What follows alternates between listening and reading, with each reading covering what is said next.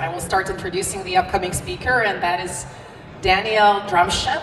Sorry if I'm pronouncing that incorrectly, but Daniel is the founder and CEO of the company called Netrocket. And Daniel is here to talk about winning B2B SEO strategies in 2025. So I guess some future trends and insights are coming. So let's give Daniel a warm welcome. Hi guys, I'm Daniel, and today we're going to talk about B2B, winning B2B SEO strategies. Who really does know what the SEO is? Some of you know, both of you know, most of you know. So let me then introduce the SEO itself firstly for those who doesn't know. And look at this slide. The first slide shows how SEO may be risky to your business. So really you can lose 90% of traffic in just a couple of days or during 1 month, and it can really kill your business if it only relies on SEO. And I wish you, of course, the second option, that SEO also can be a very long-term strategic tool for your business, where business can double, triple the revenue, and it really can, this result can stay a long time, and it can help your business grow. And by the way, the very interesting statistics that 90% of companies, of B2B companies, I'm talking mostly about them today, they're not really doing proper SEO for their business growth. And this is, by the way, this is good for you, for those who still didn't do this, so you have a very good potential there. Who am I? I'm Daniel Dramshev. I'm the CEO and founder of Netrocket. I'm in the business and marketing already for 15 years, so I have some expertise. I consult companies, I build inbound marketing for them, and also I invest in startups, checking their marketing before and then invest. And recently I also started a YouTube YouTube channel first. So if you have any interesting marketing ideas, contact me. We'll do a very interesting video for our subscribers. And I'm playing this marketing game, not myself. I have a team. We're around like 40 people in the team right now, all up, young and ambitious guys, and not only guys, but ladies also. And what we do, we serve B2B businesses and tech businesses, SaaS businesses in Europe and the United States. And we help them with inbound marketing, and we help them to get more revenue annually with SEO, with advertising, with content generation. And we even started working with local businesses in the United States this year. So we have really expertise to share today, and I only want to come to a theory for 1 minute, and then we'll jump into the practice. You said that you know what is SEO in general. This is the breakdown of how we break down all the B2B companies in our portfolio. So we have 3 types of companies. First companies is the companies which sell physical products, and they can be manufacturers, resellers, wholesalers, suppliers. The second type of the companies is those who are selling digital products and software, any digital product. And service companies is where Netrocket also is the service for B2B companies. You have also different industries behind that types, but anyway, how the SEO is different for all these types of companies and all the industries. Basically, there are 2 things which you need to know. It's on page and off page, 2 things. So the things you do on page for the SEO, for your website promotion in organic, and the off page is everything what you do outside your website. And I have asked ChatGPT about B2B SEO. It has a very good answer for that, structured. So you can play with chat, asking more and more about theory, and I will go more into practice right now, and will tell you a couple of words which I didn't find chatting with chat. So what is the difference between B2C and just regular SEO and B2B SEO? First, we don't have so much traffic for B2B, so it's usually very complicated. It's hard to find those keywords which will really deliver potential leads, potential customers to your business. The second, but we have a much higher paying checks, much higher revenue per client. This makes SEO, B2B SEO profitable for most of the companies. And competition is still not very high in B2B. In many industries, you will not invest much time to gain the first results which you need. And the industry expertise is also one of the main things which you really need to have in your marketing in order to compete within an existing competition. Then LTV, we have recurring revenues, We have high-paying checks, and all this makes the B2B SEO as a very, very good inbound marketing channel for your business. And then, even if you don't need sales from SEO, we had a client recently from Texas. They have more than 20 million in revenue annually, and they said, we don't really need SEO. We understand that we use other channels for sales. We don't really need SEO for lead generation. We need it just for trust, for visibility, so we need our clients whom we meet on such events, we just want them also to find us online. This was their request. So you can also do this for trust and for credibility of your company. Right now, this is it with theory. Let's jump into practice. So I prepared 10 frequently asked questions, and not only questions, but also answers, which you may have, because this is from practice what our clients ask us regularly. And then I have also a couple of bonuses in the end. First, the main question, where can your potential clients, where can they find your company? First, they can find it in search ads. Of course, we're talking about search, so they can find it in search ads, so be there. Then organic search is their website. Your website has to be in organic search. Then they can find other websites on which your company also may be presented. These are listicles and kind of this content when they write about 10 best companies of something or 15 best software for HR, for example. Then what else? You can be also presented on B2B platforms. If anybody from IT here or from tech, so you know Clutch, you know G2, you know Good Firms, these kind of platforms, and in every industry, in every B2B industry, they have these B2B platforms, so you can present your company there. And even Google Maps. When you search for geo-related keywords, like in this example, when I searched for a software development company in Riga, I found some companies in Google Maps, and this is easy. This is very easy to rank there, so consider doing this for your company also. So the second question is what KPIs? Usually marketers, sometimes marketers, but mostly founders, they tell us, okay guys, what are the KPIs? What are the goals? How do we set up everything for your team? And then sometimes also they ask it, also their marketers. So from our practice, which we have learned last year and this year, it doesn't really make sense to make the precise KPIs, because it may happen worse or better, and you really don't know. And your marketer also doesn't know that. The only thing which I would recommend is to set up correct goals and to track the metrics and to align those marketing goals with your business goals. This is what's important. And the main metrics which you can target is visibility, rankings, then traffic, and then of course where the revenue is leads, demo calls, subscriptions. So your revenue is in the end of that marketing funnel. Then third question is, which types of keywords you should use if you're only starting your SEO, your B2B SEO? Shortly, you better start with low competition and long tail keywords. Because if you're trying to compete with high competitive keywords, like in this example for software development company or similar, you will never win in the first year or even second year. So better to start with this kind of long tail keywords. This is an example of a real project, and we got this company to top 10 positions from zero during 3-4 months, and you'll be able to get such a result with long tail keywords. Then another question is, do you need a separate budget for backlinks? Not everybody knows what backlinks are, firstly, but then anyway, you need the budget for backlinks. And it doesn't matter how you get them, because if you check your competitors, they do have backlinks. They do have invested a lot of money in their backlinks. So this is very important. This is another example. And by the way, look at this search results, and you see that there are some listicles over there, like 9 best payroll services for small businesses. And you can be here in these listicles much faster than if you will be just trying to rank your website firstly. So pay attention to listings and see if you can get there. This is another example for another keyword for appointment scheduling software. And another example that you definitely need a separate budget for backlinks. This is huge. This question, I know, you could ask this also your marketer or your agency. How long does it take to rank my website in top 1, top 10 on the first page of Google? And there are a couple of examples here.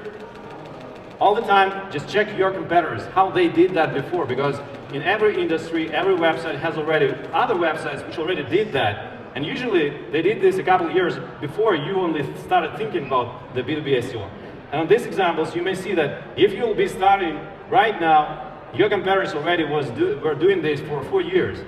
And they are right now they may be leaders of the market. So 1 year for kickoff, then a couple of years for growing and for cumulative effect. And then if you're doing everything correctly, if you invest in the time and money in SEO, you can become a leader of the market. Do you need a blog for your B2B website?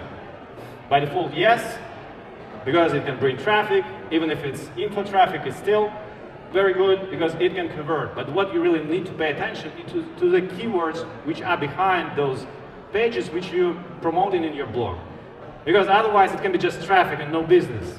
You don't need that. You need really traffic and business. So you need the intent, the right intent behind those keywords, which will convert after, or may convert.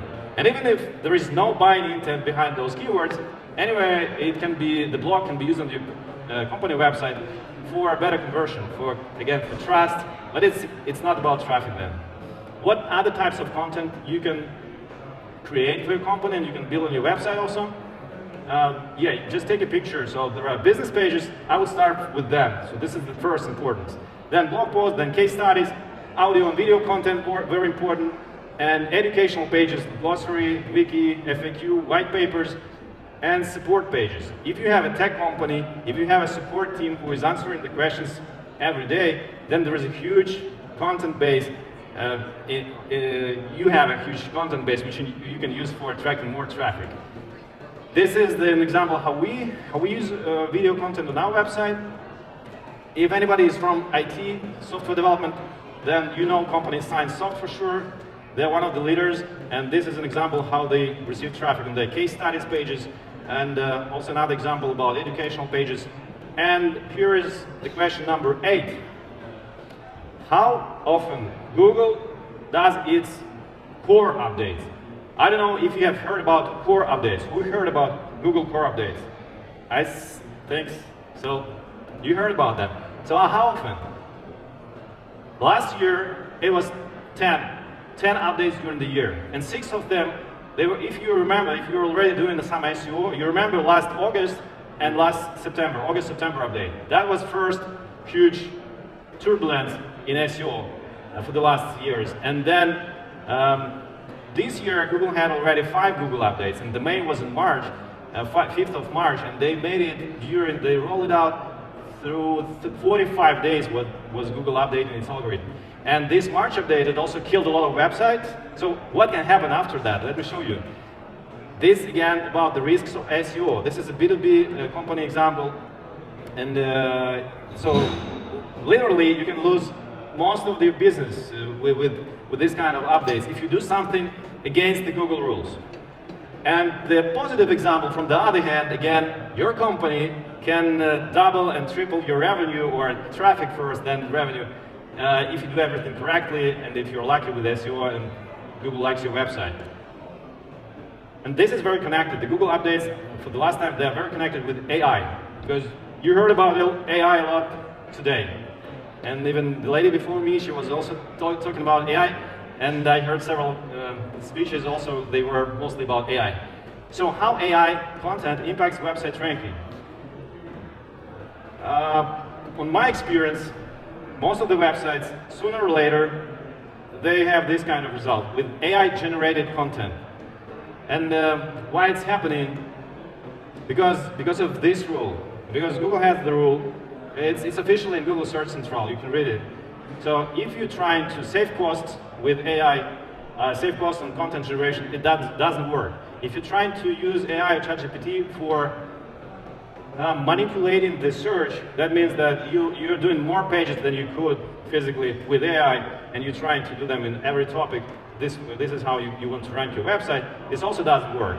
Google wants expertise, Google wants, and then, yeah, I will continue. So what Google wanted before that, it's also official statement from Google Search Central. The Google wanted, before the last year update in September, they wanted written content written by people for people. And since already like 1 year, they have changed that, and they stated that, okay, we need just the content, expert content created for people. But this doesn't mean that they said, okay, the green light, you go ahead, guys, you have ChatGPT, write your articles, forget about copywriters and expertise. It doesn't work so. Because I believe that there's some legal issue maybe behind of this. And because still the EEAT factors, which are very important for content ranking, they're still one of the main things for Google. And yeah, so anyway, content has to be created for people, and I believe that's still by people. How much, the last question, is how much should you invest in SEO in general, in B2B, if you have a B2B company? And actually, why do I call it investment? Because I believe that really SEO is your marketing asset, because it stays long with your website. It's also influenced the capitalization of your company. And you know that if you're in startup process somewhere, startups like the SEO, and because investors like the organic traffic, because they call it free traffic, but it's not free. You need anyway to invest in SEO for, let's say, for 3-5Ks per month, if the competition is not so big in your industry. And then also you need to invest up to 25K, this is from my experience, in monthly, if the competition is very high, if you want to get results faster, and if your goals are very ambitious. But also, don't think that if you will double the budget, the SEO and your website will grow twice faster. This also never happens. If you double the budget, if you triple the budget, it will slowly grow, but a bit faster than with the lower budget. So it depends on your business goals. And then how can you calculate the ROI? This is a simple formula, you know it. But what you should pay attention to is that take longer periods. You cannot calculate ROI like, okay, 1 month, what we have, another month, what we have, and then third month. Oh, no profit, forget about SEO. Again, doesn't work this way. You need 1 year, 2 years, 3 years, and you need also to be aware about calculate the LTV of your client and the cross sales, everything. Because SEO becomes profitable in the long term. This is also what you need to be aware of. Because you can turn it off and this is it. That's it, guys. You know the answers now. We made it quite fast. But still I have one bonus question for you. It's one of the main questions also about guarantees in SEO. What are the guarantees? And the answer is still there. There are no guarantees, so this is officially from Google, so nobody can guarantee. This is they state this because some agencies, some marketers, I don't know, they guarantee some SEO results. I don't know how they can do that. And also John Mueller said that, guys, don't even expect traffic. The only thing, how you can try to guarantee some traffic for your business is when you combine SEO with pay-per-click, with advertising. But again, it's not guaranteed. It's just maybe be more sure that you will get some traffic. But anyway, SEO will take a long time. If you need fast result, then you make it together with Google Ads. Then short slide about trends. Which trends I know, which trends I feel in B2B SEO this year, and why we're talking about the next year. So AI in all SEO processes, yes, it is there. And it is AI vs AI. It is people for people. And online advertising gets more expensive, and competition in general gets higher, and SEO gets more expensive, and the role of expertise and brand also becomes higher, and video content is still there in the trend, because most of the companies, they don't use video marketing, and a brand of your company, the visibility of your brand, it gives a lot of power to you to your SEO. So this is the slide which you can take picture of. These are the strategies which I recommend you have in your mind for the next year. What are they? So first, basic, what you can use, the organic plus B2B listings to be visible, 100% visible. This will help you. Then the second one is organic plus advertising. Why I put here advertising? Because still it's search and people mix it with organic, so you can use both. Then the third is use organic advertising and content marketing. So webinars, videos, and publications, podcasts, etc. And then the fourth, the maximum visibility for big brands, for those who want to be the leader of the market, maybe not next year, but in future, make organic, make advertising, make content marketing, and build your brand, invest in your brand, do PR, do reputation management, do events, conferences like you do right now, do interviews, and even next Netflix TV shows, I saw that, and even place your billboards somewhere in airports. Play your B2B SEO game the best, and you really, sooner or later, you'll become one of the leaders of the market. And this is the next bonus, the last bonus from my side. If you are thinking about SEO or you don't know, if you want to check your website, come over, DM me in LinkedIn. This is my LinkedIn. Scan it, and we will give away 5 free audits for B2B for tech companies who are here in this conference.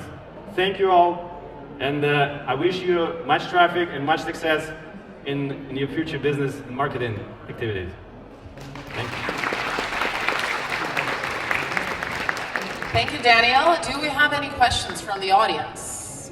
If you we have. Yes, I see a question.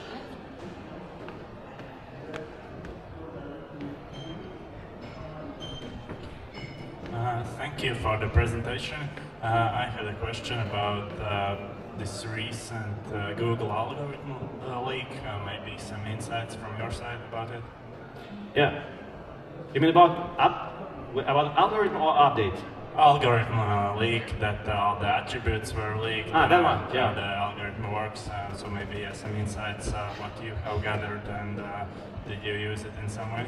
Got it. So the main insight, the question is, I don't remember this screen, Google had a leak of official documents where they stated the rules, inside rules of Google, how do they really rank pages in Google. And the main insight is that not everything what Google says officially is true, because inside they have different rules for ranking. And so still, we dig a lot about this topic, and I don't have like very much insight from that. I just have understanding that if you do everything correctly, like in these strategies which I showed, if you work with brand, if you make content, expert content with EAT factors, with everything, so if you invest in this content marketing and SEO marketing, then everything will be all right, and Google really will rank your website better. If you try to manipulate somehow with backlinks, again, backlinks are good, I will say, so they're still working, you still need backlinks budget, but you can just build it in a better way than some other companies do. So this would be my answer to that. Okay, I see a couple of other questions. Yes, so you mentioned about offline, offsite SEO. Can you explain a little bit more? There's like on-site SEO and on page and off page, yeah? Yes, yes. Your question is about offline? Yes. Off page. Okay, the off page, what I mean by that, everything what you do outside your website is working with brand, is doing PR publications, is linking to your website, so building backlinks in any channel you can build them. So this is always what is related to off page. Even doing a video or channel or a YouTube channel and making publications there, also linking to your main project, that would be also an off-page SEO, because this makes your brand like more well-known for Google, and this also Google understand that your brand is doing something, and also this will help definitely your website to rank better than competitors. So if competitors are not doing this, you're doing this, then it's good for your website. So everything what you do outside of your website, everything what you do there, there are many things. I saw one question here. Need a suggestion. If we are maybe working with Google Ads in Estonia and Latvia, what about the languages? Should we still be using English plus Estonian, Latvian plus English? Like, what is your recommendation in this case? I'm not from here, so I cannot really have a precise answer here. But what I would do, I would check the keywords which you have potentially in search. If you need English, then or I just would run the ads here on each of these languages, because there is not a big auditory here, and for B2B it's even smaller. Then you can test each language, you can understand how many views you will receive on each language, how many conversions, and then stick to that language which really makes sense. I would do it this way, even if with some other languages which I don't know. Okay, one last question. Thank you for the presentation. Tell me please how to understand, is it good SEO agency or SEO marketer or bad? Because if I look only cases, maybe I can't understand clear, is it a perfect case or not? How to understand? Before you choosing an agency or when you already work? Because if the result will be, wait for result, it's not soon. How to understand? I can tell it's clear. So really you don't know which team will be working inside the agency if you're working with the agency. There are different teams, different product managers, different experience inside the agency. So even if they have very good case studies like we have, there may be some other guy, the work can be done by some other guys who was not dealing with that case. So what I would do is that I would communicate with the team directly. How we do? We actually meet the team of our potential client on the kickoff with the team, or even before the kickoff, with the team which we'll really be working with. And also you can check the action plans which they offer. And you need expertise on your side, some expertise, some basic expertise. So what are you actually guys going to do with my website? And the best way is to have a marketer on your side, because marketer also supposed to be a bit more aware about SEO and when choosing the agency. Like that. And then also you have this first period for 1 month, 3 months.